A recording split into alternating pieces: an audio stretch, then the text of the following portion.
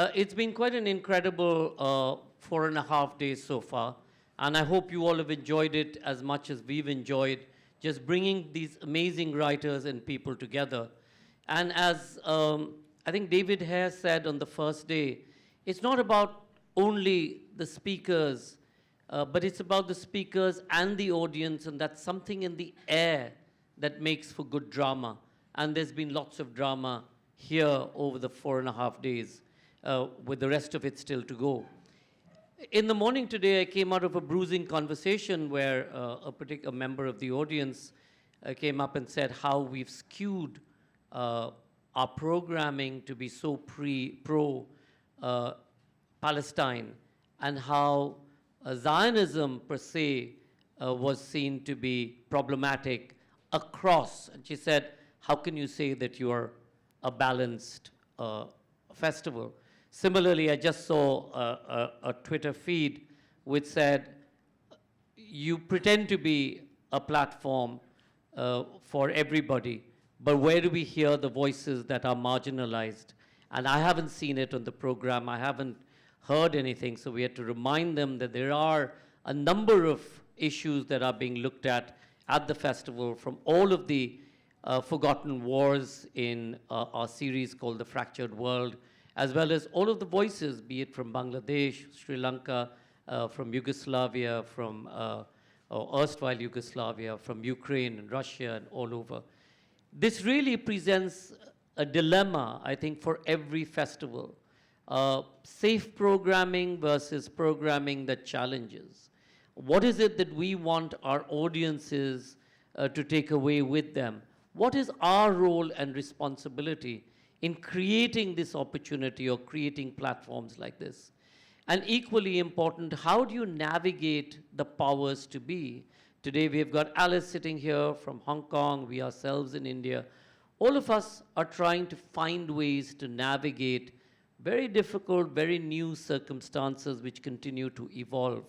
In September of last year in 2024, across the many JLFs in the USA, and Deecee knows this, every time we said that we were going to do a session on Palestine or have Izzeldin Abuleish, who wrote We Shall Not Hate, a book about forgiveness and the reason why you shouldn't hate in many ways. And Izzeldin Abuleish had 4 of his family killed by a tank attack in his house in Gaza 8 years ago.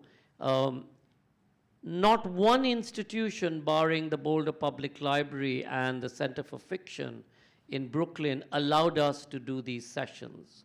Everybody said to us, and this is America, free speech, all of that kind of stuff. Everybody pushed back on the idea that we could do something, which was in many ways talking about Gaza, talking about the war. And again, therefore, what again is our responsibility? Do we have a responsibility? Deecee, for many years, she was our festival head out in Boulder, Colorado. She used to insist, saying that local voices are absolutely imperative. We must have places for First Nation speakers. We must have places for gender equality, etc. So we're going to debate some of these issues, and I'm going to go around the room mostly alphabetically because that's how my colleagues have designed it. But I am going to start with Irenosen because you have to leave. Just to introduce, she's the founder and director of Back to the Future. Can I ask each of our speakers to just say a little bit about their festival and perhaps tell us one major challenge that you face or a major issue that you face when you're looking at programming. So, Irenosen. Thank you so much for that wonderful introduction and setup. So Black to the Future is a festival celebrating black artists across multidisciplines, and it's done through an Afrofuturist lens. So Afrofuturism looks at black art through the lens of science and technology normally, but what I wanted to do was look at that and expand it. So looking at the past, historically, the present and the future, and how can black artists have agency in that? How can we be in control of our narratives and our stories? And I was thinking a lot about the currency that I've built as a writer in the UK and what I can do with that platform. So hence Black to the Future, and dreaming about this project for several years, which originally was supposed to be a weekend takeover, but then the pandemic happened and we couldn't program it. But what that time and space allowed was for it to grow and manifest, and it then became a festival idea. And really it was just like my idea of like brilliant programming. Who are the artists? Who are the Black artists that are innovative, experimental, subversive, that people are not talking about, that are not being given the spaces that they deserve? And as a writer who I consider myself an experimental writer, it was very difficult for me to get picked up and get published. So I was very aware of those challenges and kind of opening up the space to interrogate our lived experiences, but also celebrate the joy and the beauty and the innovation of Black artistry. So hence Black to the Future. And what I was really keen to do was introduce audiences to these artists and kind of really center their stories, their narratives, as well as building a community, not just a community of artists, but a community of audiences. And that was really intriguing, actually, to see that, like, the whole idea come to life. I initially pitched it to the Royal Society of Literature, where I was then vice chair, and Molly Rosenberg, who's the director, loved it and said, we really want to support your vision. They then signposted myself and my then producer, Sarah Veal, to the British Library, which is, a phenomenal space. And we shared the programming with them, and they loved it and wanted to support it as much as possible. So I was very grateful to have that kind of support behind us, and then that opened the space up even further to kind of collaborate with the Standard Hotel, which is a retro-futuristic hotel, the Black Cultural Archives, which is a really important venue in the UK, Christie's Auction House, came on board and wanted to support us, and we've collaborated with them. So we kind of taken over different cultural venues in the UK, just in this joyous way that's been a real privilege to watch. And yeah, it's been incredible. We've also collaborated with festivals as well, so Edinburgh International Festival, Jenny's here, thank you so much for the support, the Women's Prize, I mean, it goes on. And this is the kind of first year of the festival, and we're a fledgling festival, and it's a very small team. So it's really taken a lot of energy, you know how it is, a lot of galvanizing, a lot of trading on the goodwill that you fostered around, amongst your peers to kind of get it off the ground. But that was, my vision was to kind of go big or go home, to be really ambitious with it, because why not?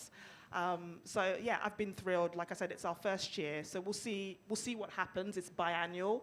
Of course, I'm an artist myself, so I have to have space to be able to still write my books and have the headspace to curate and think up and dream. But yeah, it's been absolutely phenomenal, and I've just been chuffed to see the response to it. Because you're going to leave, I'm going to ask you a second question very quickly. When I used to study in the UK in the early 70s, if I jumped into a swimming pool, my brother and I, everybody jumped out. There was this whole thing of, and it's not that we felt that we were being discriminated against. We didn't know that there was this sense of discrimination. We had no idea. You were called Parky as a regular thing. You were asked never to go to Brixton. Very recently, I traveled through Brixton, for example, and so that's completely transformed. Can you tell us the responsibility of the arts, if at all, if there's a responsibility, in trying to open up this dialogue, in trying to make diversity and inclusion far more immediate? I used to sit on the Arts Council of England's Advisory Diversity Board, and I dropped off because I said this is just tokenism. A person of color speaks their language, doing languagey diversity kind of things. It was ridiculous because all they did was dole out a few thousand quid to all of the diverse organizations without any sense of how can you actually create something which is much more of a legacy and create excellence there rather than, it's a good thing to do. Are we interested in just good things to do? Well, I think all art is important, and each one of us has something to contribute. All our stories, all our narratives are precious, and they're enriching. So when I was pitching Black to the Future, I was pitching its strengths. I spent the early years of my life in Nigeria. I come from a middle-class background. I'm lucky in that way. So for me, blackness has never been a deficit. It's always been a bonus, and I grew up in that way. So that's how I approach it. Unfortunately, racism and prejudice is a reality. So I was aware that, there would be resistance sometimes, and between you and I and this audience, there were people who said, why are you doing a Black literary festival? Like people I know, who I've known for years, who said, why would you frame it in that way? Like, you're gonna have trouble. People are not going to support it. But, I have my champions and my advocates and people who saw the value of it, saw the cultural value of it, and understood that it's not just a box to tick off. Diversity is not just a box to tick off. It's something that enriches our cultural lives, and to be able to have these conversations, to be able to think about, how we can elevate everybody's experiences, how we can elevate and interrogate the lived experiences of people of color, is really important, but also how we can be joyous in that regard. So it's not just about pain or woe is me. How do you give agency? So I had those conversations with my advocates like Molly Rosenberg, having conversations with the British Library and people like the Women's Prize who understood that was really vital. So for me, it's an ongoing conversation. It's not something that's a fad, and if we consistently have supporters who want to back it, who want to be invested in the program and the vision, that makes a massive difference. And of course, it's a lot of work on my shoulders. I'm just one person, but I think there is something really galvanizing about it, and it's been incredible to feel and see the response to it, and have young people come up to me at events, not just young people of color, but young white people say, this is incredible. I had no idea about these artists. I now have reference points to go and research and find out about X, Y, Z. And that's what you want to do. You want to enrich people's lives across the board. Yeah. Alice, enriching people's lives. Alice is the president of the Asia Society Hong Kong Center. Yeah. Okay. Alice is the president of Asia Society Hong Kong Center. Asia Society Hong Kong is an independent NGO that's been established in 1990. Previously, she was its executive director for 12 years. And in many ways, Alice, over this last period, you've seen the maximum amount of change. Hong Kong has changed, and we've seen that.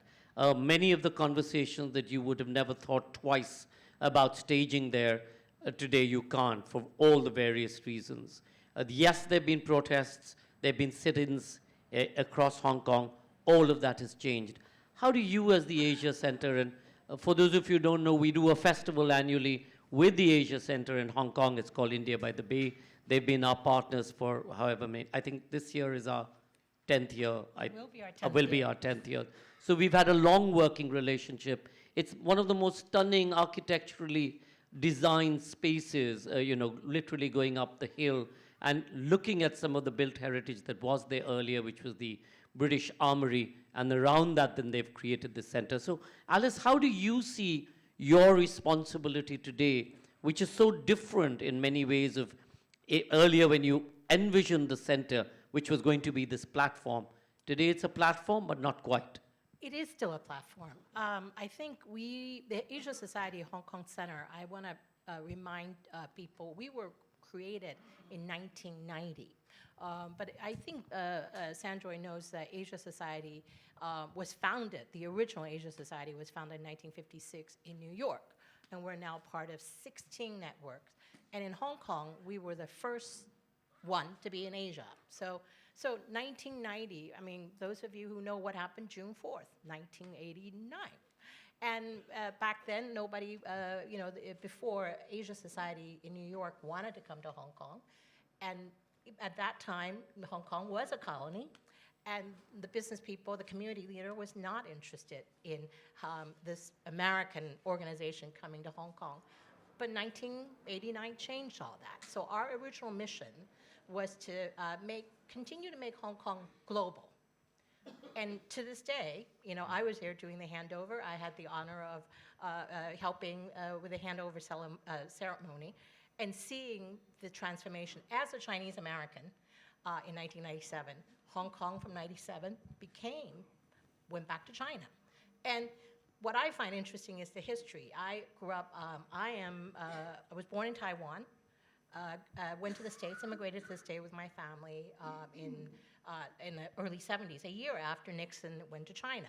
So my own personal journey, I became a member of Asia Society Hong Kong in 1993. And from 93 until I became the executive director, I knew what the mission of Asia Society was about. And meanwhile, I was working in Hong Kong in the 90s, went back to the States, and I, at one time, ran a museum called Museum of Chinese in America. And listening to William and Anita's podcast, whom I now am very much addicted to, is like hearing the stories we do not hear. How come these stories are not taught in the history books? So for me, going back to the Asia Society mission is hearing the stories, finding the connections, and connecting. So yes, you're right. I was there for the 2014 protest and a 2019 protest. And things in Hong Kong have changed. There is a national security law. But we continue to do the programming that we can do. And some of the time, maybe, we do programming. I'm really fascinated by what you were talking about, your science fiction.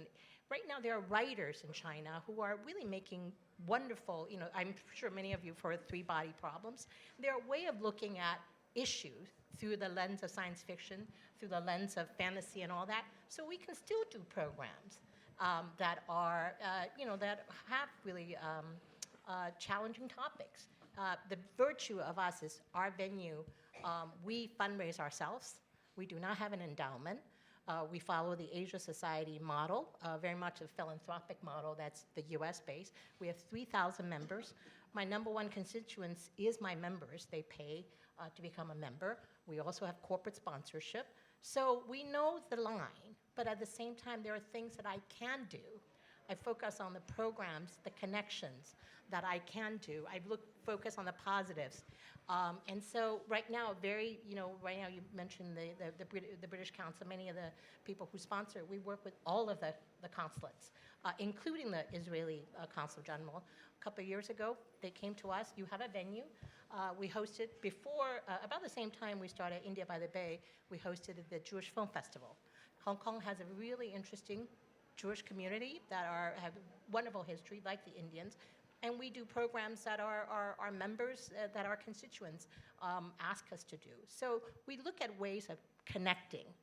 We look at not the differences, but the similarities. And that's why I think I'm so proud of the India by the Bay Festival. When we started, it was shortly after we moved to a venue. Before, we did not have our own venue. Our venue now is formerly occupied. It was a British former military explosive site, 150-some years of history, and it was established right after the Opium War. So we can turn that venue and make it to talk about things that we, in the past, didn't talk about. So again, we look at the commonality rather than the differences. Is there anything, Alice, that you cannot do at all? Is there like a no-no at anything, either in the exhibition? One is, of course, programs like this, which are the talking heads, but what about the exhibitions and all of the other work? Well, interesting you mentioned that. One year, we did an exhibition called Chinese Art, 1974 to 85. This is before the onslaught of Chinese contemporary art. And we actually had artists in there like Ai Weiwei, and a couple of the mainland collectors came to us like, you guys did Ai Weiwei. And I said, well, why not? He is a Chinese contemporary artist that was part of that era. So a lot of times we are the kind of funding we get, and we have funding for that exhibition. And you go to Hong Kong now, you have two beautiful museums, M+ that was built, finished during COVID. It also has Ai Weiwei. So a lot of times we do things without asking. I mean, going back to our mission. Our mission in 1990 was keep Hong Kong global. That has not changed. And so we go back to that original mission. And Hong Kong is still global. So I invite all of you to come and see for yourself. It's not that you arrive at the airport and you're going to be arrested by the PLA. That's not going to happen. It is changing. There are things that we know we cannot directly talk about, but I noticed at the Guggenheim a couple of years ago when they did an exhibition and they pulled one of the Chinese artists, not for politics, but for animal rights. So we have spent censorship almost everywhere we go, including this country, I'm sure, So I think we know what the line is, but we found ways to still talk about the issues rather than... In different ways. What's amazing about Hong Kong, Alice and I were at a conference a couple of weeks ago in Hong Kong where they brought a whole lot of people together. What was really interesting, in an alarmingly interesting way, was that they're going to be investing $200 billion in the next 10 years to build infrastructure for the arts in the greater Hong Kong area, which is primarily going to be focused on mainland Chinese arts narrative. Very interesting with that kind of money at play. How do you, in future years, how do you skew that narrative to a particular thing? A different conversation, but Govind, you've just finished your wonderful Kerala Literature Festival. How many of you were at Kerala at the Literature Festival? As you all know, there were millions of people who thronged their festival. But what was also interesting is the feedback that I got is that there is such a huge percentage of local writing, and that's what people come for. And it's really the North Indian writers who are, they're sort of the other in this case, quite different. Tell us the importance of that, and how did you frame this particular festival, which is now 7 years? 8 years. So we come from a background of publishing. So we're a publisher first who happened to start a Lit Fest, unbeknownst that this was Publisher and bookstores, they have about, what, 100? 53. 50 bookstores 53. and our publishers. And so they backed it up pretty good. It's a great model. Well, one led to the other, and now we're on a tidal wave that we just can't get out of. So,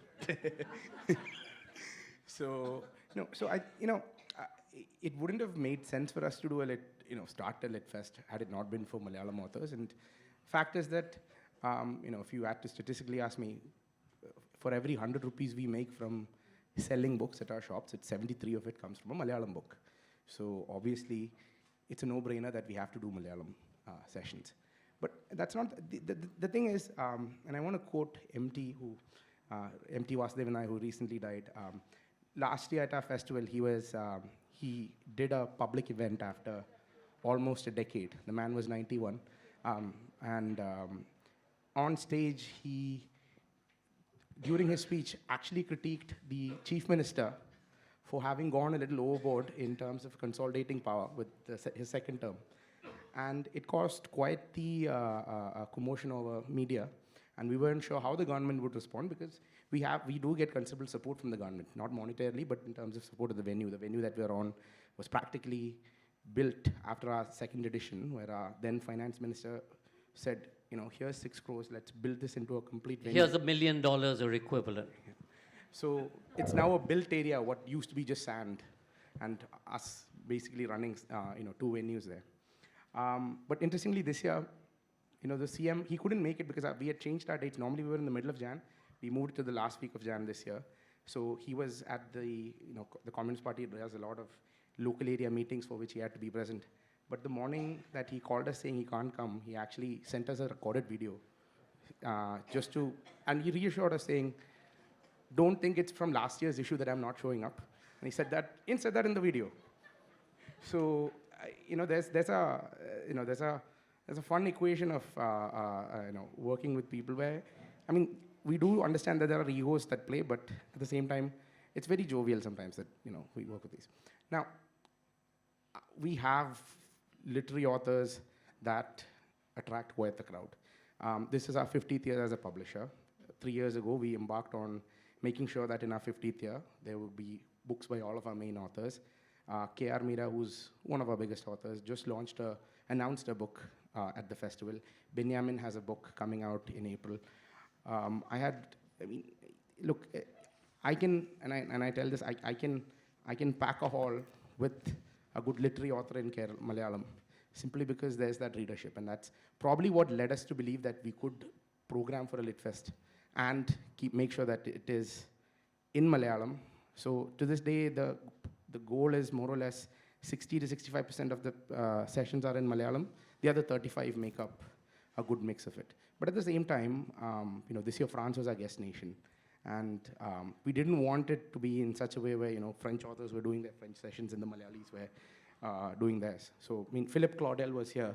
Now, he wrote a really interesting book called Grey Souls, and it talks a lot about the ambiguity of morality. And M. Mukundan had written a book called You, Ningal. It came out as You recently, again, talking on the same topics. And we put them together in a panel.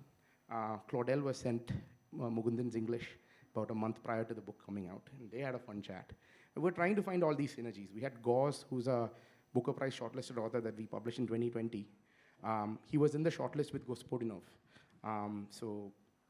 And his book talks on migration, which is not an alien concept anywhere on the planet, and particularly in Kerala.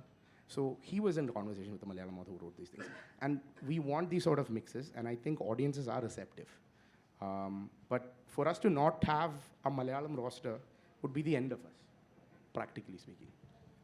Govind, for many of you who don't know, Kerala has 100% literacy. So it's the most literate state.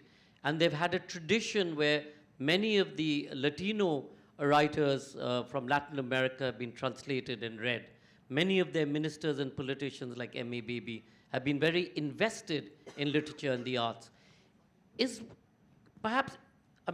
one thing that we keep saying is because you're so far away from the center of central power, which is Delhi and North India, is that one of the reasons you can ride under the radar, or do you continue to also see the extreme left and the extreme right sort of bringing up issues with you? The extremes of everything exist where we are.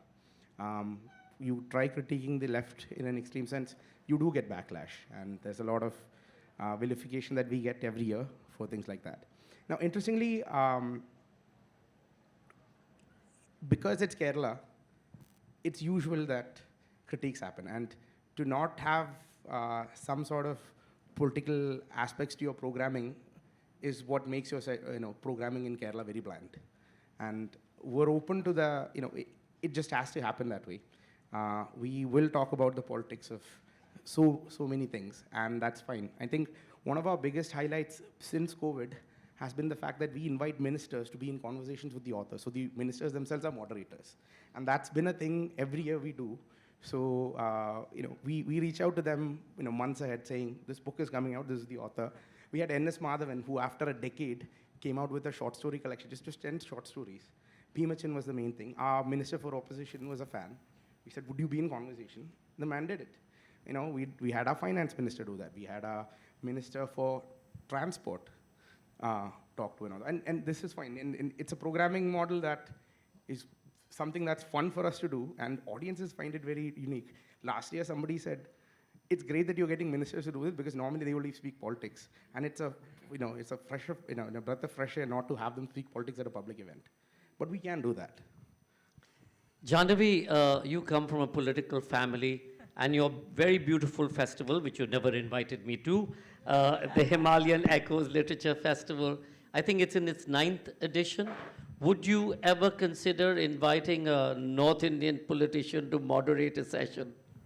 Well, I had just one politician. In these 9 years, it's been 9 years that Himalayan Echoes has been operating now. This year will be our 10th year.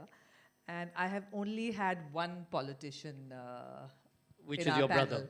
No, he refuses to come on stage. And it was Sachin Pilot. And Sachin Pilot and I were in St. Stephen's together. We both studied English. So he was in conversation with Saif Mahmood. So it was a literary, again, very smart thing that you did, and that's what I also did. And I steer clear of controversy. My festival is in the foothills of the Himalayas. It's a small, joyous festival with a footfall of about 300 people. It started 9 years ago with my inspiration, Mahatma Gandhi. I just finished my graphic novel on Gandhi, Tales of Young Gandhi, and the influences of Gandhi were still there with me. And one thing that stuck with me, that wherever you stand is where you need to make the change. And Himalayan Echoes happens in a small lake town in Nainital in Uttarakhand. And that's where my ancestral home is. And I thought, why not start something right there and make a change? And in these 9 years, Namita has been mentoring that festival with me. Sanjoy also, I keep picking his brains about it all these years. And in these 9 years, I think it's a festival which has turned out to be very close to nature and the environment. I want to bring people into the fold of nature. That's why we don't have any presentations there. We don't have any videos there. It's under the clear blue skies, great sunshine, and good, happy conversations on art, on local culture, literature, of course, and music.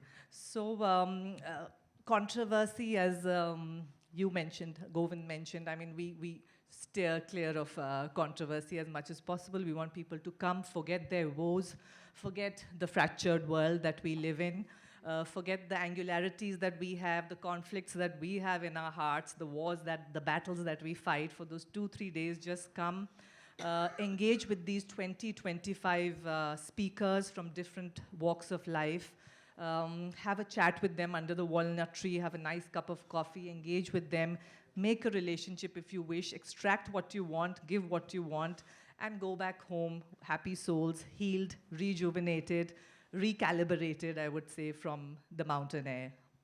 Janhavi, today you're in, yes, absolutely. And give everybody the dates, just so that. So this year's festival is on the 1st and 2nd of November. Sanjoy is invited for that because finally he has written a book which will be apt for our festival. Janhavi, you know, you're in the center of what we are now seeing to be an environmentally disaster zone. There's fires, there's landslides, there's flooding, and we are seeing the entire Himalayan ecosystem becoming more and more fragile as we are seeing the environment destruction across the world. Do you feel that that's one of the things that maybe is a responsibility of the festival to now look at perhaps solutions to what we're seeing is an ongoing disaster? It's a slow motion train wreck there. So again, it's a very large issue, climate change, environment, all issues associated with it. And I again come back to Gandhi and I say, if I can affect those 300 people who visit my festival and somehow condition their minds towards what is the need of the hour to conserve the environment, work towards climate change the way it's going, my duty is really done. Then they are my mouthpieces. They go out and maybe imbibe something and apply it wherever they stand. In terms of, I have been a victim of climate change. Last year, I had to cancel my literature festival literally a week in advance, last year, because the weather gods decided to pour and pour. So it's affecting all of us. I maintain a diary since 2020. Every month, every other month, if I see something offbeat in the environment, in the rain patterns, in the bird songs, in the flowers that are growing off season, suddenly you'll see some odd thing. I'm just maintaining those since the past 2-3 years to see that, and it's hit us. Somehow I have a very pessimistic view of this, that it's really gone too far. And there is the other side of this lobby of climate change that I don't know if we can penetrate it and break the change for the betterment of the world. I mean, one of the things that we need to do is, in terms of narratives, how do you make climate change sexy enough for everybody to buy into it? Disaster movies haven't helped. It still hasn't brought you to a point of inflection or to that tipping point. So what do we need to do? And it's an issue that we all need to speak about and think about. I remember Janhavi called me and said, we were discussing how many millimeters of rain, and we were literally looking at, if it crosses this, she'll cancel. And 3 days before, she said, are you sure I shouldn't go ahead? I said, Janhavi, look at the amount of rain that's coming down. And she agreed to cancel. So it's really problematic. Jenny, director of the Edinburgh International Literature Festival. It's many ways our mothership, certainly for teamwork. 1999, when I first went there, I was just amazed as to how many people, it was center of the arts world. The entire creative world was there doing so many exciting things. Yet, 20 years later, or 2 years ago, Edinburgh or Scotland or UK refused visas to a number of writers, both to the Hay Festival and the Edinburgh Festival. In earlier, you didn't even need a business visa or a festival visa. You came as a tourist visa, specifically for the Edinburgh Festival. That has now changed. How has that impacted your programming? And how are you navigating that change in this very different climate where the centre and Scotland were in earlier times sort of averse to each other, and they continue to do work which is in that very difficult area? Thank you, Sanjoy, and thank you so much for having me today. It's always just so wonderful to be in the company of people trying to achieve the same things in all these different contexts. As you say, the Edinburgh International Book Festival, we've been running since 1983. And I only came into the festival last year, but I had worked on many other festivals in quite a few different countries before that. So I can't escape this industry, it seems like. But the Edinburgh Festival is, I was taken there when I was a child to the book festival. And it's one of the things that I love about it, that everybody that you meet on site, and I'm sure it's the same in my colleagues' festivals, but everybody's got their own personal journey. Maybe they were brought there as children, and then they came again when they were teenagers, and then they brought their own children, and then they come. You know, it's this wonderful sort of journey through it all. But things have changed a lot, and I think it's complicated to put together. Our festival, we have about maybe 30 staff year-round. We go to about 140 in the summertime with all of the production and it's a big operation. My job spans, as everybody else does, both programming, but also fundraising and sponsorship and management and lobbying and advocacy and all of the things that it takes. And I think that we continually, and it's tricky, but I think we continually still have to keep making the case for why these projects matter. And in the UK, I think it's absolutely astonishing what you said about Kerala, that's 100% literacy in that state. That's a phenomenal achievement. And actually with young people in the UK, literacy rates have been declining. And so I think it's the job of a festival to continue to evolve, to respond to which are the most pressing challenges at the time, at the moment.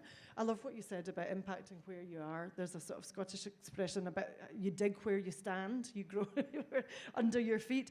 So we have to do what we can in our patch, and that challenge changes all the time. So I think our challenges are, there weren't so many issues with visas for us in the last year or the one before it, but the political context that you mentioned is really ripe and really live.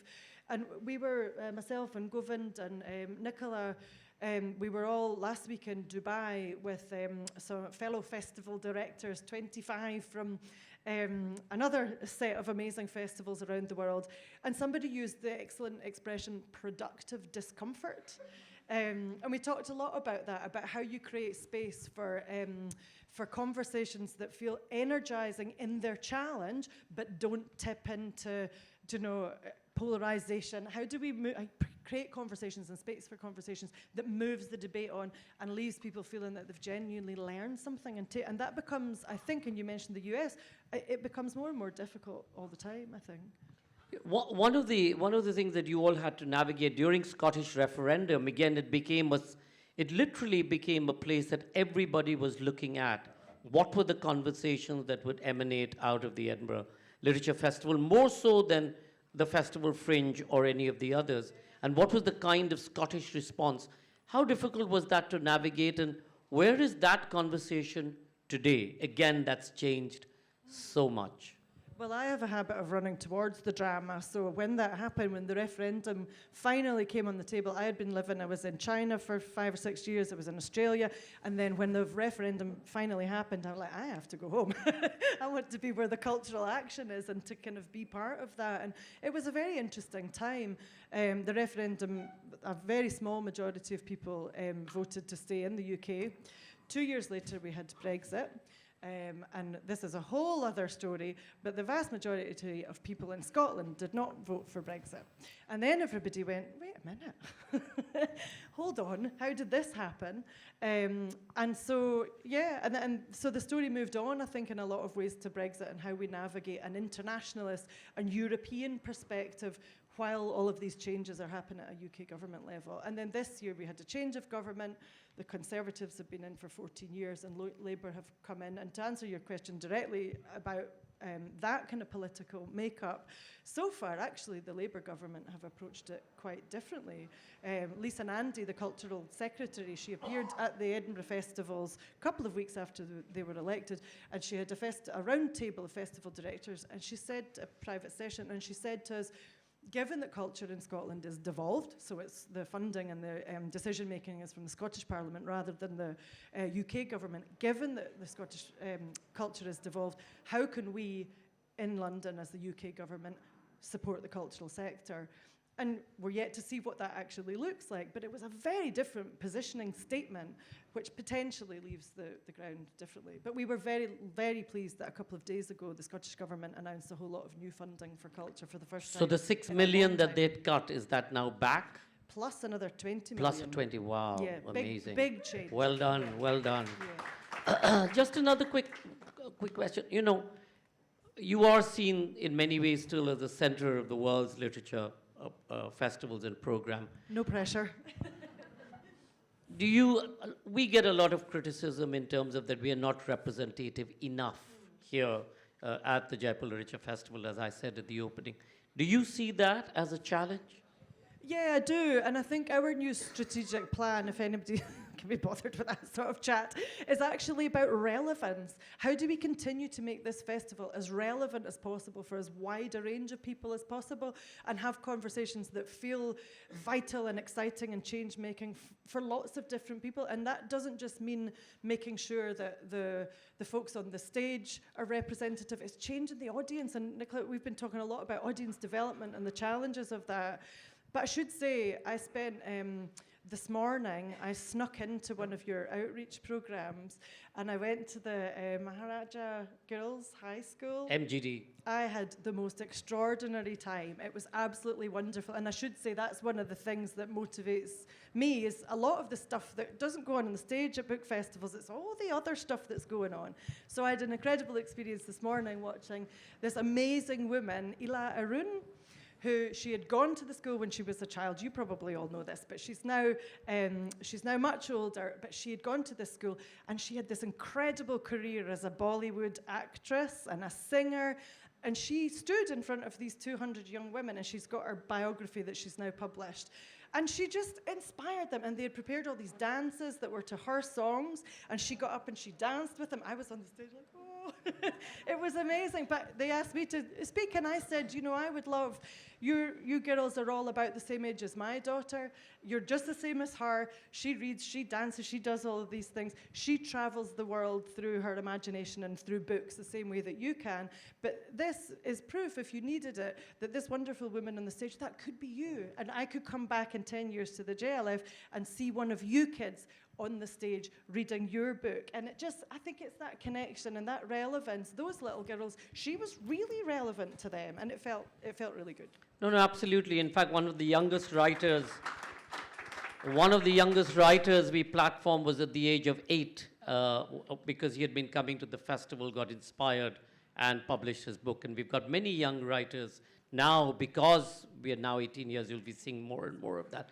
If we have time, I'm going to come back to you, Jenny, to ask you what's the new move to the new venue like, but I'll hold that for a second. You can ask her, Irenosen's gone. She was there this summer. You could have asked her.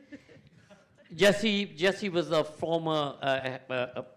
former executive director of JLF Colorado, which celebrated its 10th year. Jessie and Jules arrived one fine Jaipur morning from en route to Sanchi, on the way back from Sanchi, having heard the Sarnath, having heard the Dalai Lama, fell in love with this festival and wanted to bring it to Boulder because they kept falling ill every time they arrived here. And they nudged each other on a car journey and said, this is what we need to do. Jessie, 10 years of the festival, it continues to have challenges, including it's our leadership there. But what, in your mind, is the biggest issue that we have? On the positive front, it still continues to be a place where we can actually, in America, have any kind of conversations around LGBTQ or Palestine, etc.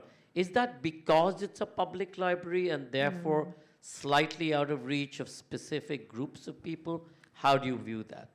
I think it's because it's Boulder, Colorado, and that's unique and exceptional and one of the most awake and open-minded communities, but yet a small community. So you might say New York City is very liberal-leaning, but the population is so huge that there's still an enormous mix of diverse politics, diverse opinions.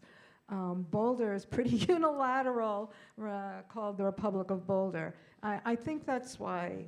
I mean, I was actually surprised when you all arrived last fall and said you couldn't have Isildine at these various venues, in the United States. I'm like, what? Of course you could have them in Boulder.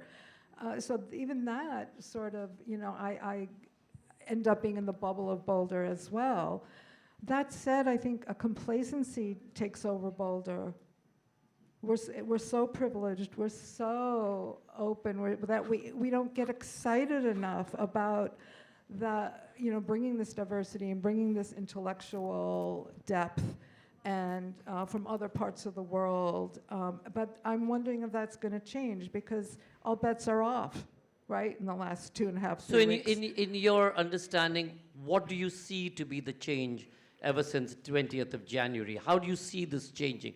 How do you see the landscape of speech, of expression, diversity? Diversity is now out of the window, right? Diversity, sure inclusivity is now out. It's formally out. There's no transgender. There's only men and women. How do you see this changing? And therefore, what's our responsibility? Our responsibility more than ever, and I was speaking with Jules, my husband, about this since we've arrived, is that JLF Colorado is more important than ever.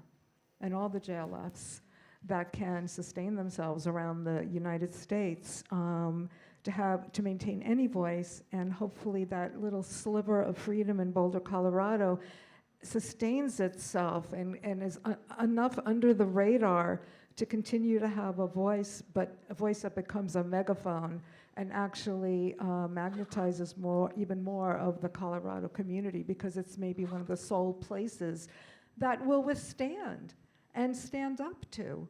Because people are terrified. Yes, that's Trump's MO right now, is to terrify and overwhelm and it's our job to not become terrified and overwhelmed and maintain the logical, methodical, legal battles to stop him, because if we don't stop him.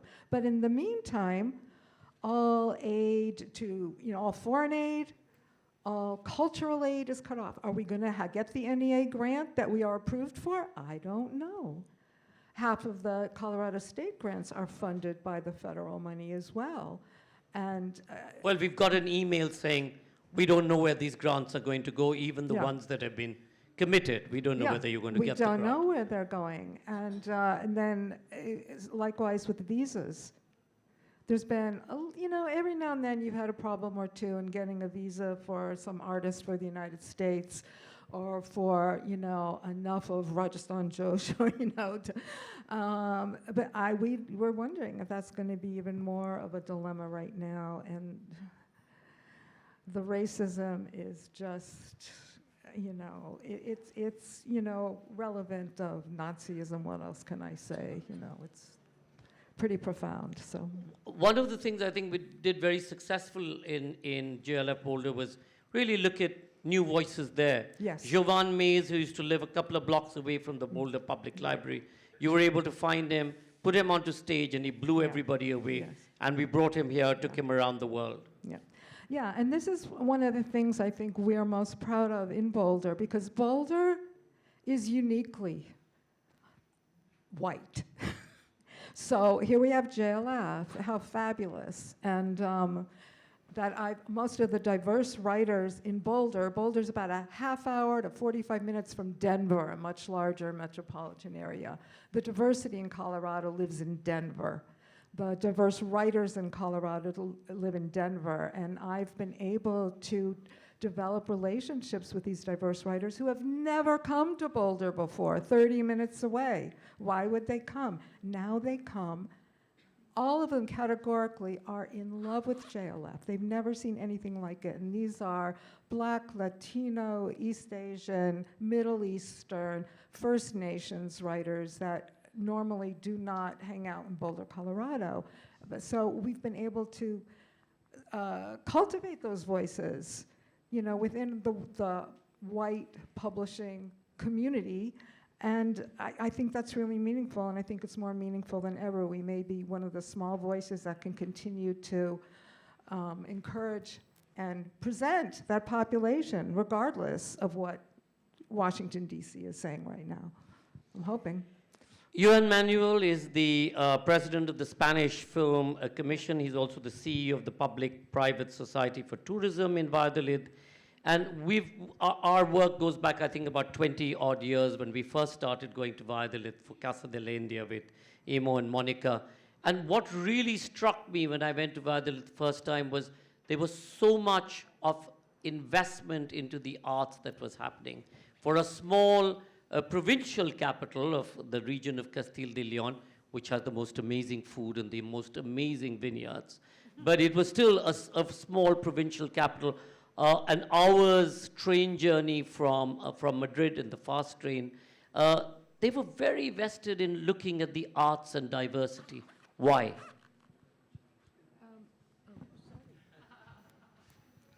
Well, first of all, thank you, Sanjoy, for the presentation. And everything is said is true, completely true, especially that about the food and the wine, but also about the interest in the arts.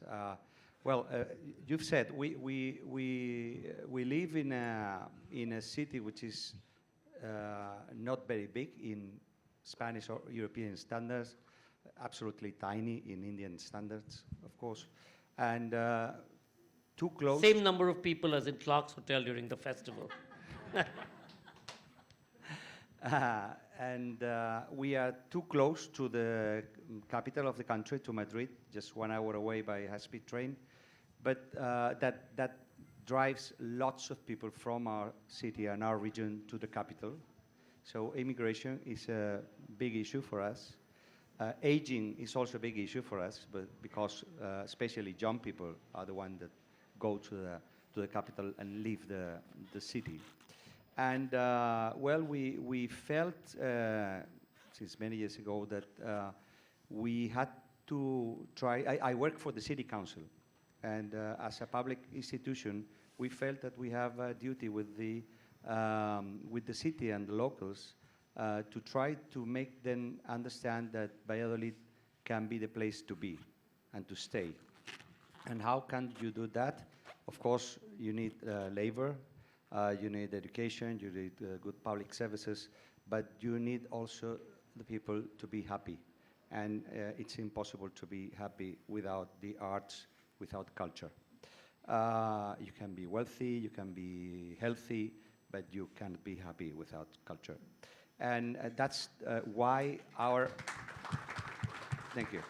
And that's why the City Council and many other institutions have invested so much in arts and culture, and especially in literature. We also have a long history of connection with literature. Valladolid was the place where Miguel de Cervantes was living when he wrote Don Quixote, for instance, just to give you an example. And we have a long record of writers born and lived in Valladolid. So it was kind of organic or natural to have first a book fair, very little and local book fair. But then when we thought in a really international action and having also the lack of having Casa de la India, I would like Guillermo, probably many of you know Guillermo, please raise your hand.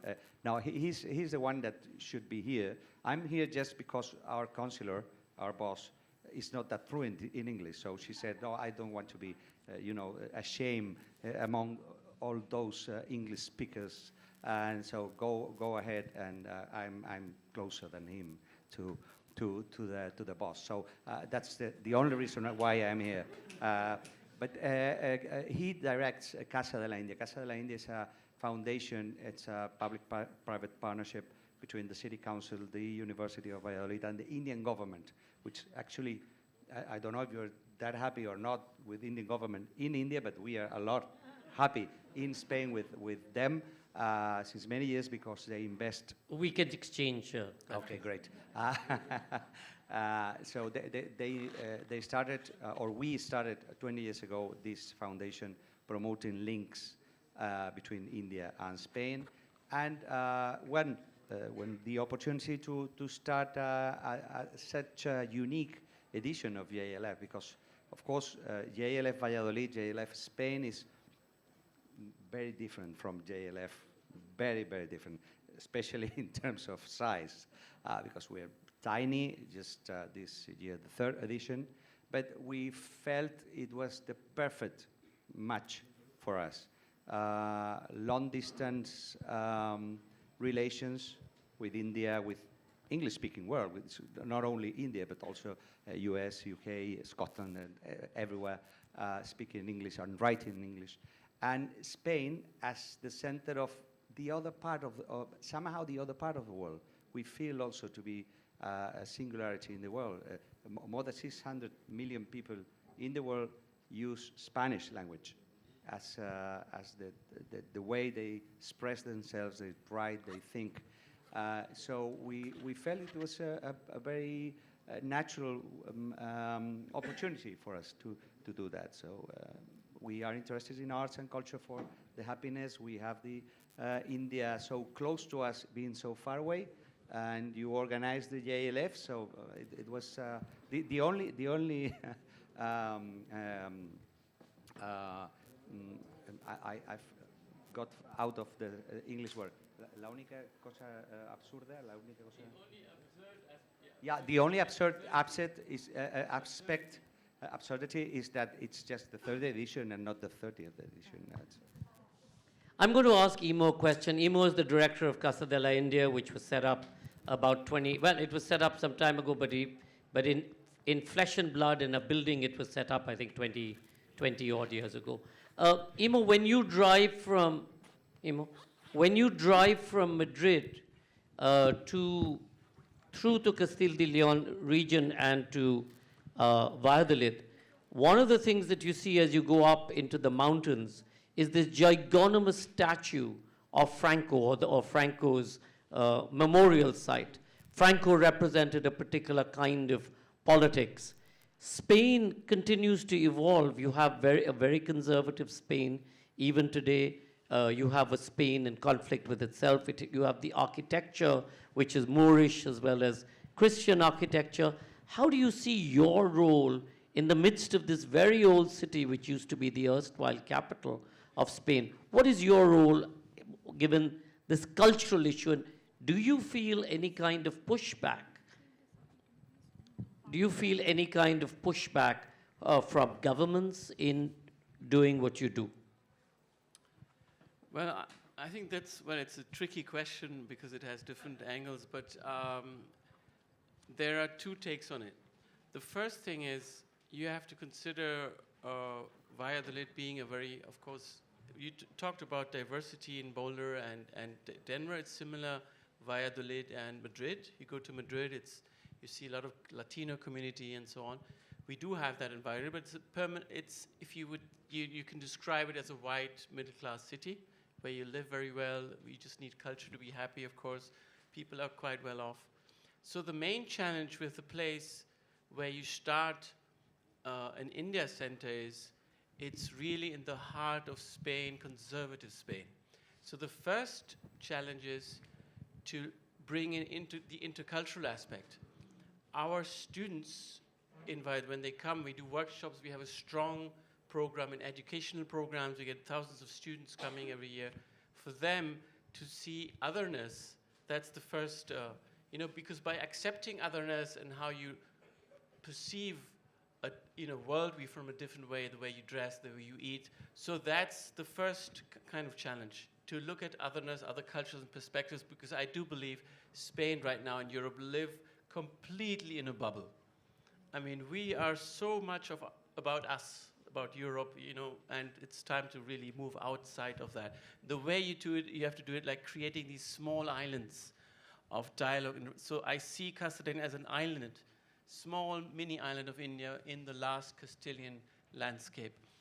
And once you accept this idea of otherness, that there are other ways of looking, other ways of perceiving even the arts, and you know, shake things up a little bit, then it's much easier to accept a space where you can look at different otherness of political nature. And this is now very important. Spain is going through the same process as all the other countries with polarized, you know, right and left. And if I look at the last 20 years, we have it right there. We have it in our own city, in our own villages, this polarization. And the space we try to create, because we have, you know, we're sort of out of Mars. You know, we can teach them lessons of how we can, in a certain way, teach them lessons of, first you respect the other, another culture, and then they kind of react and say, okay, so then my own history, because we had a civil war, and those wounds are still very much there. So that otherness starts, of course, within your own family, accepting even within brothers, they had other perspectives. But by having this outside view, it gives a different angle to this whole question that you're asking.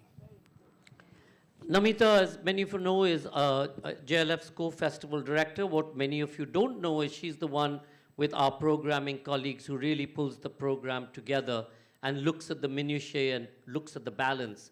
Each of us have our lists and our areas of focus, but she and our programming colleagues, Kritika, Neha, and everybody, they pull it together and look at the balance, see how it works.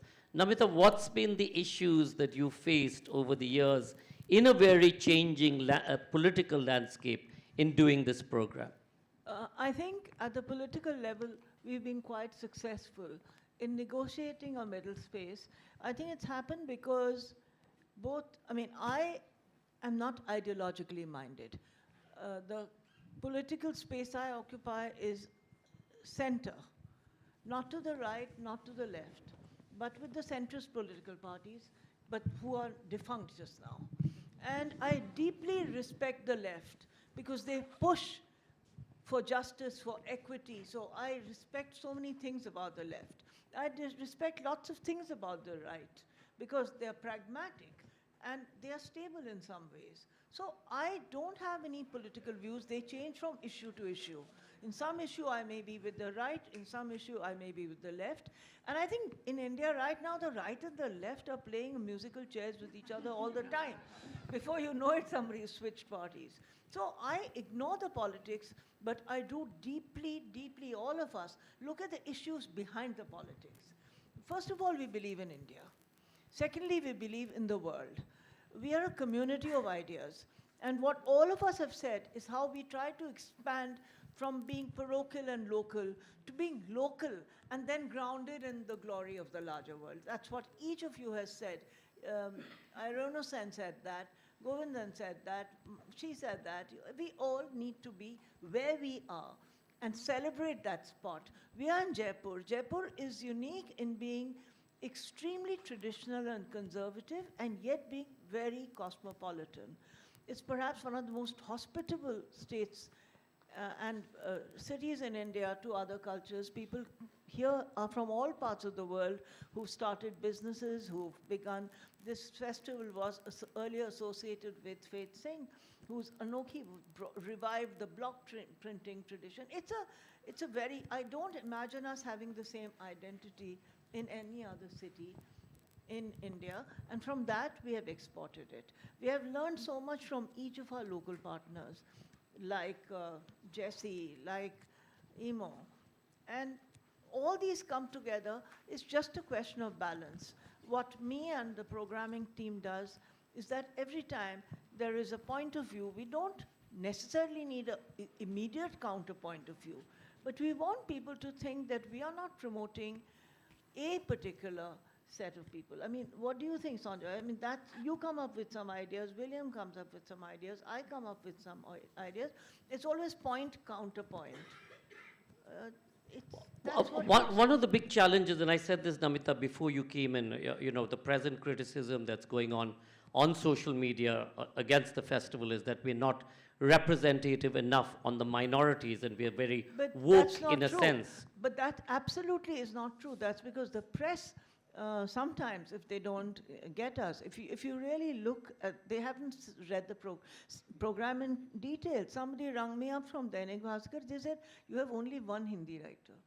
I said, we have more than 30 Hindi writers. Similarly, for the minorities, there are, in Bagan, which is our more local this thing, there are minority writers from every description. There's about 100 of them there. So it's not true. So I'm fortunately immune to criticism, because every year the press wants something to criticize. We should make up a puppet for them to criticize. But I remember one year there was a headline in the Financial Times, the pink paper from the UK. It said, "Calm strikes the Jaipur Literature Festival." And, one set of people, they said, we had dinner yesterday, and they all said, this year we are very disappointed. There is nothing controversial in the programming. But the world is controversial enough. After this, if you go to our closing debate, I don't know how many of you have observed the theme of that debate. It says pacifism is for losers. But I think we are pacifists in the sense we do try to provoke conversations. We are not afraid of saying what we want to say, but we say it gently and respectfully, and that's why we have kept the middle path and survived for 18 years, and here's to 80 more.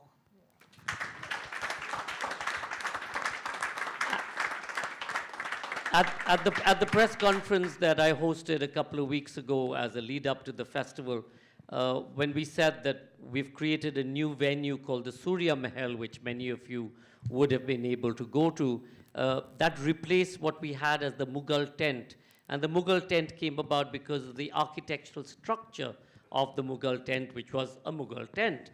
So when we removed that, they said, this is the thing. There was this huge debate on television, because all of us refused to go on to television debates, but they continued to debate, where the Congress debated against the BJP, where the BJP said, when you were in power, you didn't have any minorities. The Congress said, when you were in power, you did this.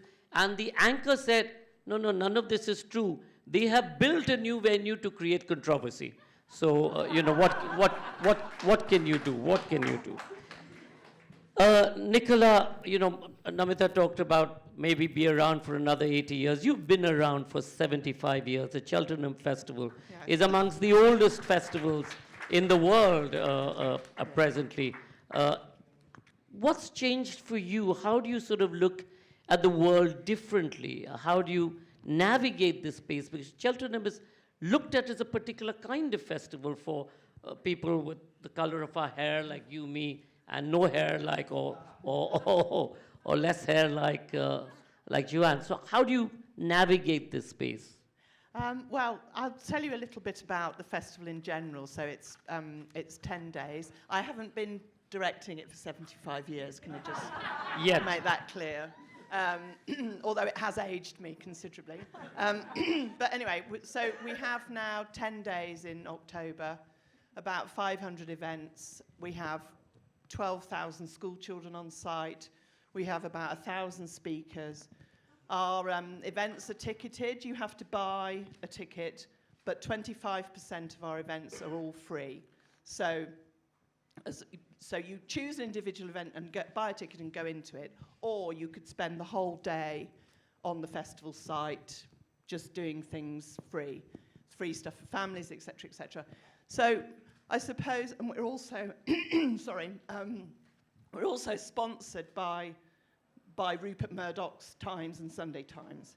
So I have a kind of right of centre behemoth sponsoring the festival that I have to, negotiate that path as well. So I think I wanted to say a couple of things. Firstly, you're completely right. Festivals are meant to be fun. We need to remember that. And we need to kind of a bit stay in our lane sometimes. We can't fix everything, But what we can do is celebrate what we've got in common and why we come together.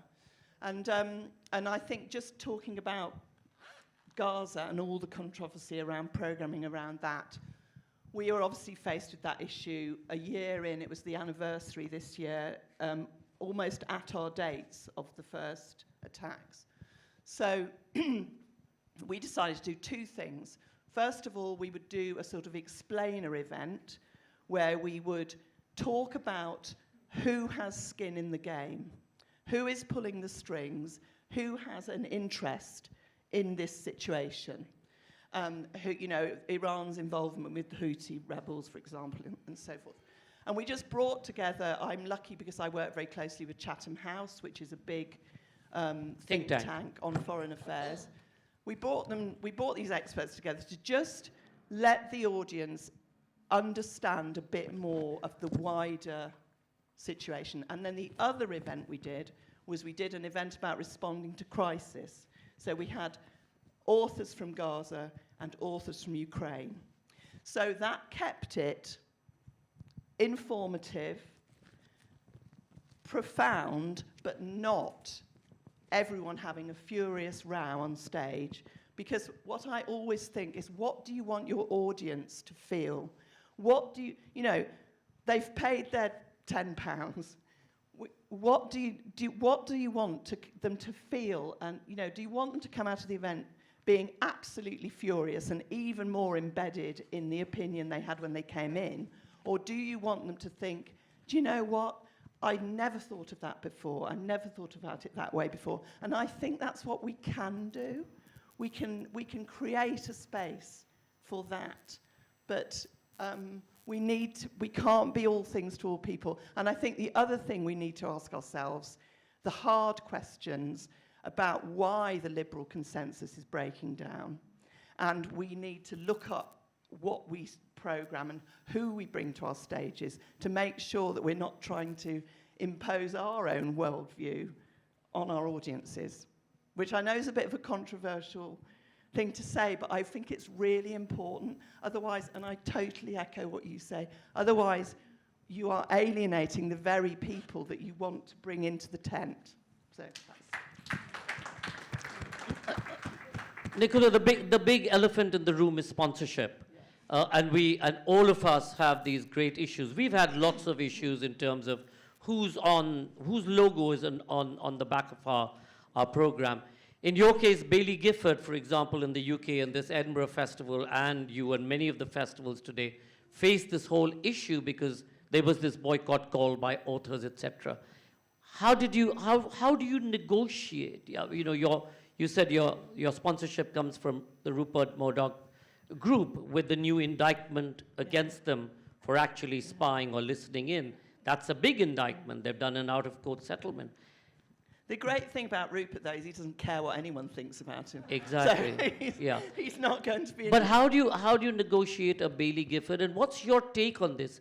We know that these things are only momentarily, but when authors then join this argument, is it enough to say that this person's money is good or bad when that money helps create platforms for everybody? Mm-hmm. Well, it's... what is clean money? I know you did a whole event on that at Edinburgh, didn't you? I think for me, the whole Baillie Gifford, we lost an enormous chunk of funding because an investment trust that supported us was targeted by an organisation called Fossil Free Books because they have investments in fossil fuels.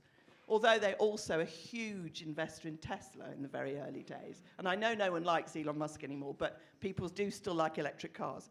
So, and this became an enormous problem with authors pulling out of festivals.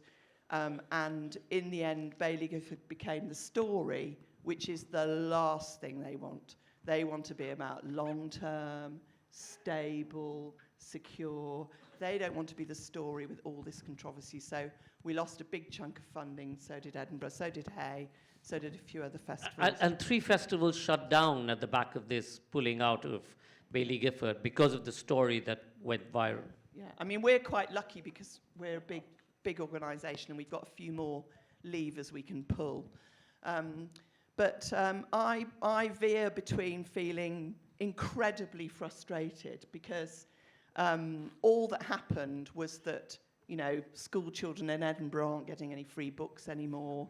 You know, all of this. Oh, they are. Okay. Well, that was, but it was a worry, wasn't it?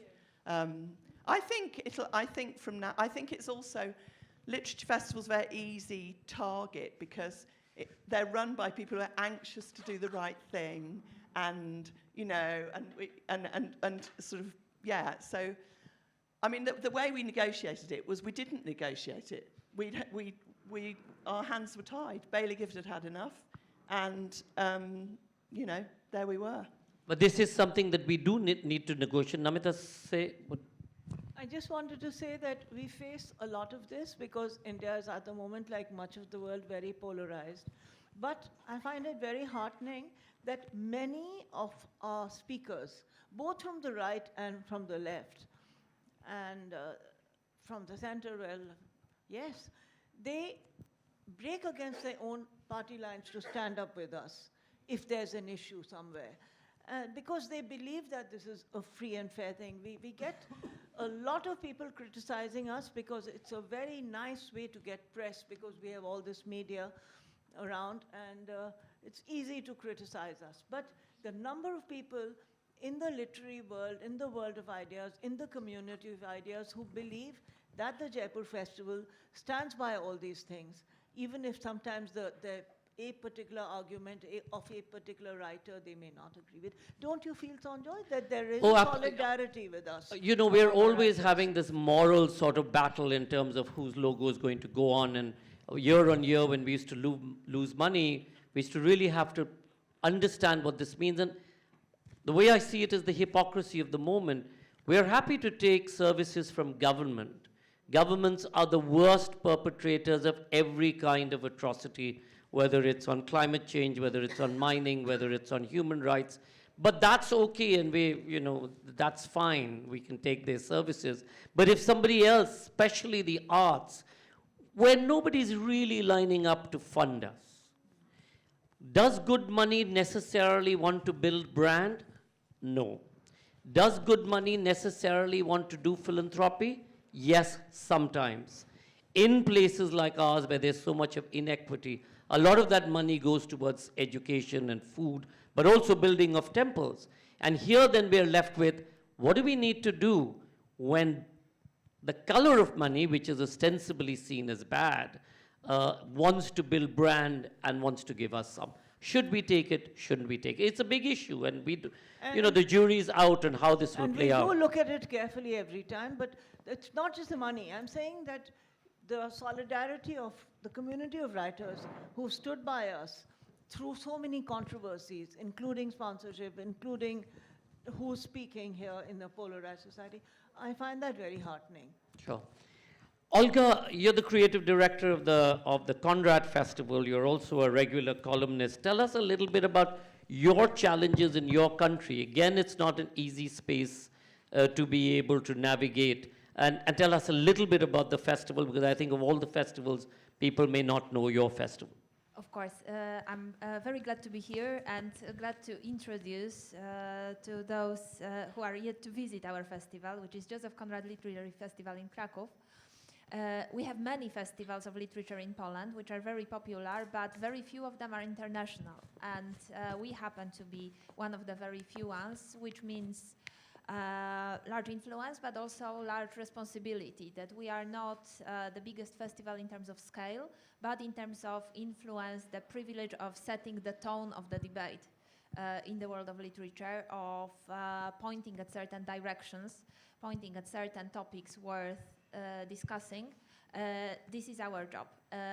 I have been invited to take this position after my dear friend Grzegorz last year, quite surprisingly. So I am new to the business, and I've already completed one edition of the festival, which means sort of a new opening. And my approach so far means that, well, in Poland, we are a society which is conservative, not in the sense of like militant conservatism, like defending tradition or certain ways of life, but rather conservatism understood as preferring one's own comfort zone and like preferring things we already know, a very moderate level of curiosity, that people are really like enjoying things that they already know. And this is true also for literature. This is why bringing in new things sometimes arrives with a delay.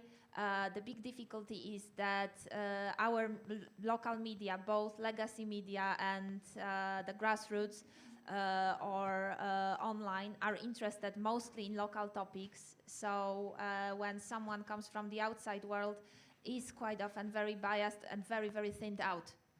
And this is the job of a literature festival as well, to get people more interested, and they come to our festival because they want to find out.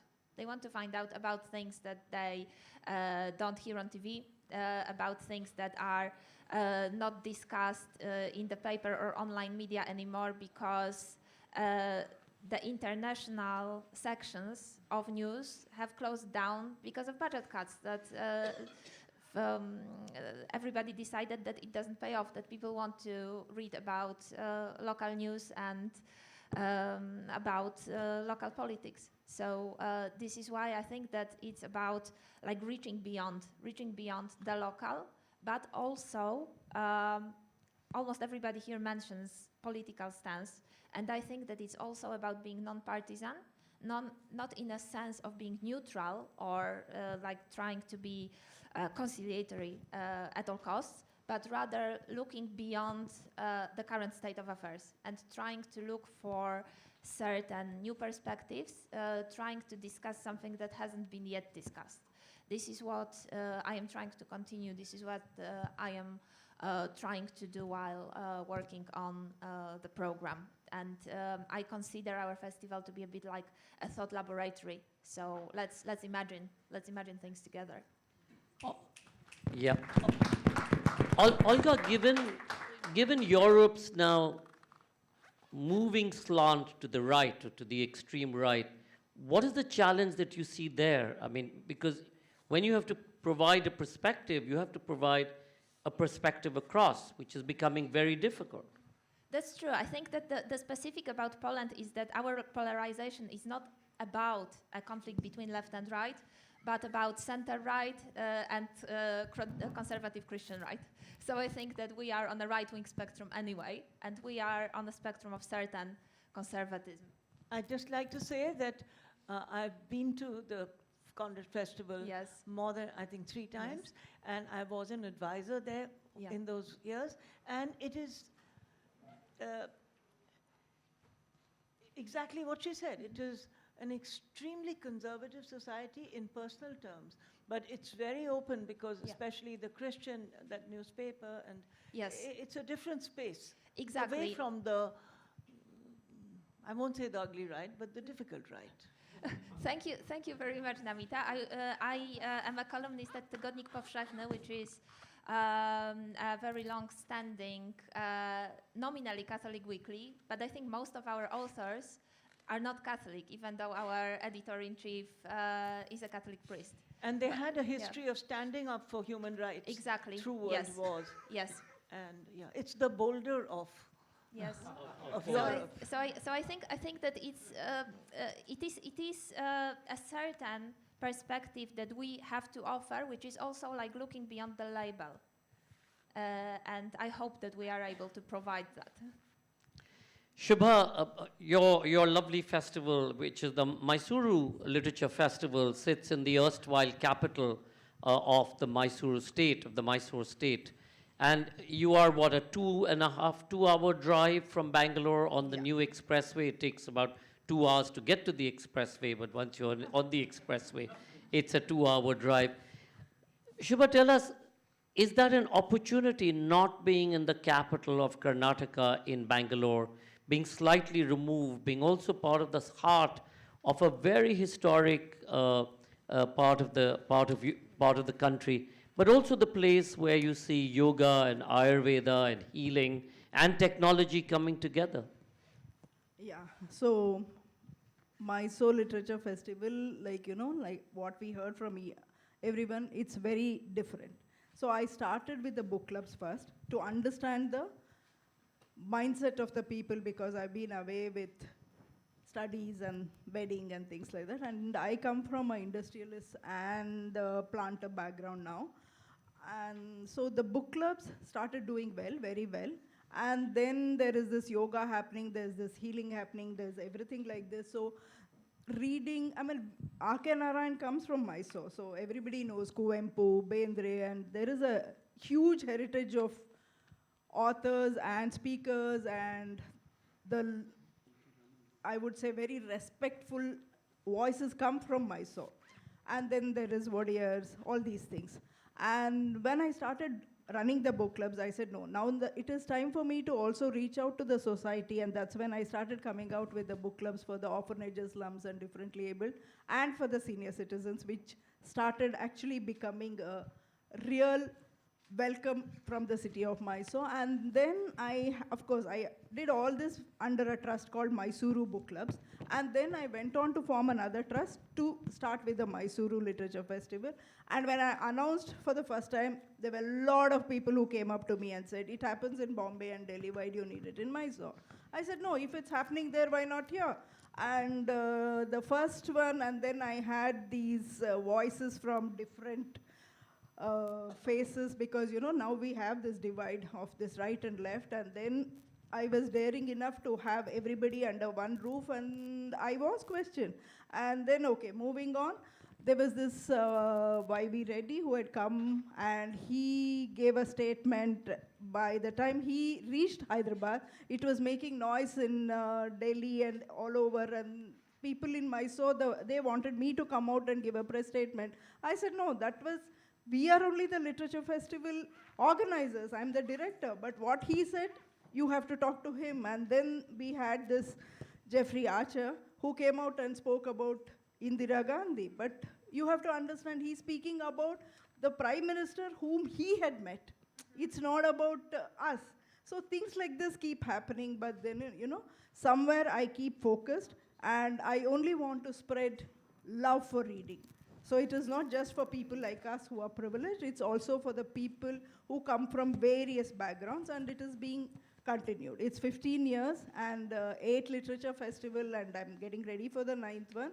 And number has never been the criteria for me. It's always the quantity versus quality. So I always look at the quality. And if I've made a difference to 100 people who have come there, which has been happening, and I don't do only the literature festival. There is 31 book club meeting every month, and then there is book releases now. There is Suresh Kumar, who's sitting in the audience. He's from USA. He was in Mysore, Bangalore for the Thai Global Summit, and he reached out to me, and we had his book release. Then there was Bangalorean and Venki Ramakrishnan. He wrote to me in August or September, booked his ticket locally. So Suresh Kumar's was a limited edition, I had a RSVP program, but whereas Venki Ramakrishnan's, I opened it out to the public because this was the first time ever a Nobel Prize winner's talk was being open to the public. And we had a literally stampede kind of a situation, and there was my husband, police, everybody who was trying to control, but everybody wanted to just listen to him, and then they started complaining, saying that you should have made these arrangements. There were notes, there were Twitters, there were people who went on social media who gave me written complaints saying that you should have made these arrangements. But to one person, I turned back and said, where's the money coming from? Because I have never ticketed any of my event. And then coming to talk about the literature festival, we are run on Friends of Mysuru Literature Festival. In 2017, when I started, I sent out emails because we are also industrial family and all that. I just sent it out randomly, and there was this one prominent family business people who reached back and said, we want the main screen and our name and all that. I agreed, and it was like a measly sum of, let's not go. go there.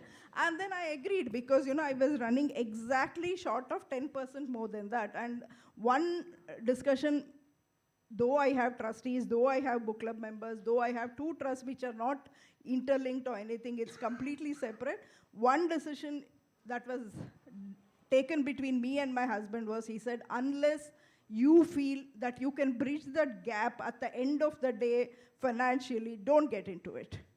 Because, in Mysore, it's not very easy to raise funds, though there is everybody, my family is very powerful and things like that. So for me, the 10% bridging was very easy. I accepted first one.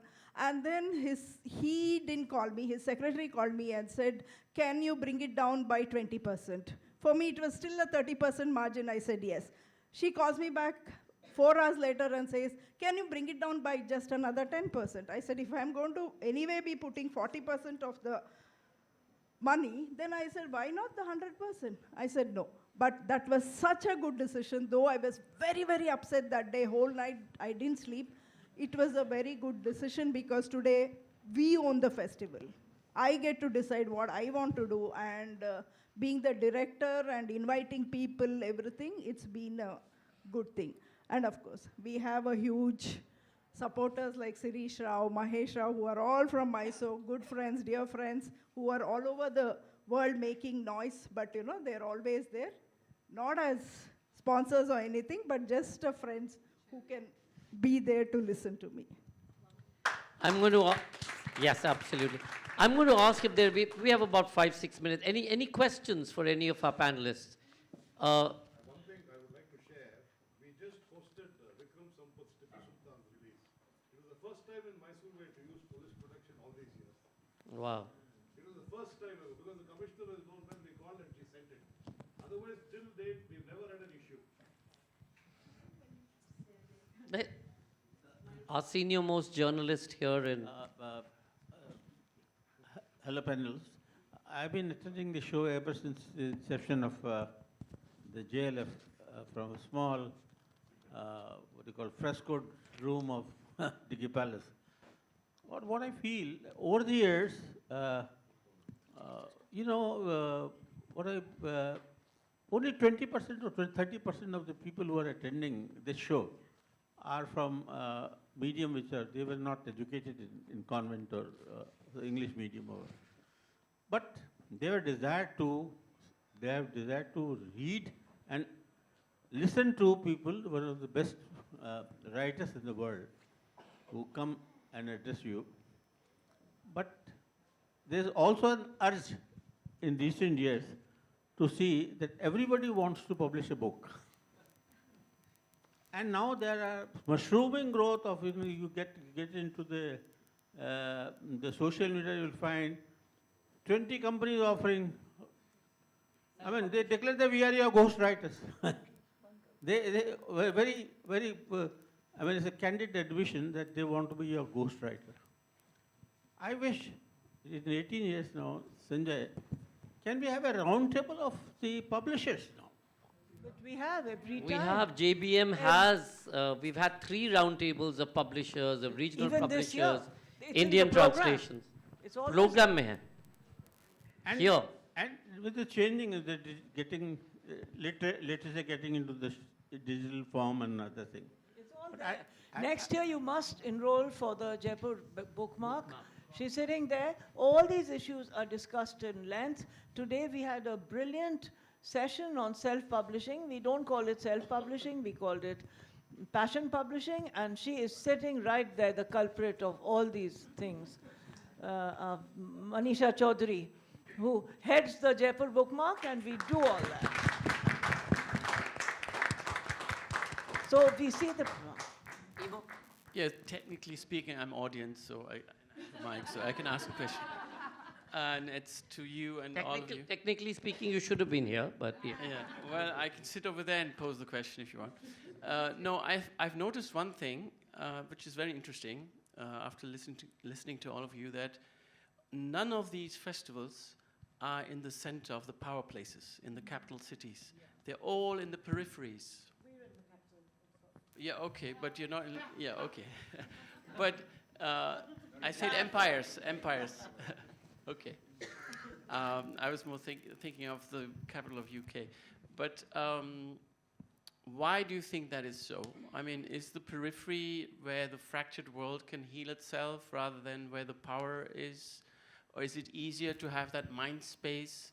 And I've lived in Edinburgh and studied there, and you don't have the sense of a big metro city. I mean, you have that cultural environment. I want to answer that. We've tried to do things in Delhi. I mean, different things, not a festival. And in most capital cities, people are very distracted. However, that's not been the case with the British Library sessions. We have JLF at the British Library. People come there with their minds switched off for 3 days. And they are not just Indian diaspora, they are people who come to the Jaipur Literature Festival here, and they make that effort and they switch off. But in Delhi, often people may come for that one session, but the sense of community that builds up with 3 days, 4 days, people being around, I found that in London, interestingly enough, and it's very strongly there. But otherwise, not in most capital cities. They're distracted. It's just the traffic and the job and things. Imo, I have a theory that London can never be a festival city, but Edinburgh is. A Paris can't be a festival city, but Avignon is. A Madrid can't be a festival city, but perhaps Toledo or Valladolid or one of the other places, or Segovia or San Sebastian is. And that's really what you need. You need all of the infrastructure, you need access to other bigger cities around. But you need to be once removed so that it becomes immersive. People travel here out to Jaipur. Much of our audiences come. This year, they've registered from 47 countries, from about 20 odd states in India. And these are people who come for 3 days to 5 days. And they come and then they're immersed in this festival. And if you have to take anybody out during the festival, they say, no, we're not going. Because it's the sense of the festival. We try and make everything possible. So it's interesting, and I think this is a debate that we need to look at future. But you were saying something, Jenny. I was just going to say that in Edinburgh, there's us, the book festival, but there's also 8 other festivals that happen simultaneously. The Fringe, the Edinburgh International Festival, Science, TV, Film, blah, blah. Every year, and this is nothing in India because you guys do numbers better than anyone else, but every year more people come to Edinburgh for the festivals than do for the Olympics every year. It definitely doesn't feel like the periphery at that moment. And in fact, one of the challenges in Edinburgh that we are constantly being asked to respond to, and rightly, I think, is this festival becomes Disney. Do you know? The whole city. What about the people who live here all year round? And how do you balance the local within that kind of capital infrastructure? It's actually how do you remain local even though you're in the centre of things? So we have a slightly different challenge. But to Sanjoy's point too, some of my favourite festivals are the ones, so Scotland, up until quite recently, there used to be 51 annual book festivals in Scotland. I think there's about between 35 and 40 now because of COVID. But there's still a very vibrant kind of infrastructure and cultural scene around festivals that do amazing things for the local communities. But one of the reasons I think that people love festivals as a destination is, as Sanjoy said, you get to go there and take yourself out of things. And one of the ones I always loved was this tiny festival up in the north of Scotland called Ullapool. And people would go, and the programme, there's only one venue, and there would only be a few hundred people, and everybody would go to the same things. So over the course, it was up by the islands here, in a beautiful location, and you would have the sense after a couple of days that everybody in this room had all experienced the same thing and were involved in a conversation that takes place over the full weekend. And so the audience and the participants, the barrier is quite different. You're more in kind of, and I wonder if that's something that we can strive for in the bigger festivals as well, that magical thing that's created in those tiny ones. It's going to be left to me this brings us to the end of the Jaipur BookMark. It's our 5th day, and on behalf of Namita and myself and my boss, Mohan, who's sitting here, first to say a very big thank you to Manisha, who's our festival director, totally. To Mohan and to Sejal, who run the Jaipur BookMark at Teamwork Arts, thank you. To our venue hosts who've been absolutely amazing, thank you. And they are working people. They've taken time out to come here, be with us, be part of our training program and host this venue year on year. So thank you so much for being back. And to all of our wonderful volunteers who've been so helpful, so amazing, and of course to our technical crew out there, thank you folks thank you for everything, for creating all of these wonders, and to each one of you for coming out, being part of this year. I think the registration at Jaipur BookMark, Sam was saying, was at an all-time high, which is wonderful, and we were wondering whether to grow out of this beautiful space. So thank you all for coming, and to our festival directors from different parts of the world, and to our many speakers and publishers, thank you all so much for making all of this happen. Enjoy the rest of the festival. Take back with you some of the love that hopefully you've imbibed during this day. I think Shubha talked about love. Many of you talked about the reason of doing this was love. So thank you all. Have a wonderful, safe journey back. And we look forward to seeing you all either here or in your festivals. This is something that I just feel is very important. We do this in Emirates. Some years ago, we used to have a gathering at Edinburgh, separately at Hay. And I hope we can continue to co-host in each of our festivals, wherever we are. And whoever's there, come together and share and discuss and maintain a black book of authors we're not inviting. Thank you, Sanjoy, for all those kind words and warmth.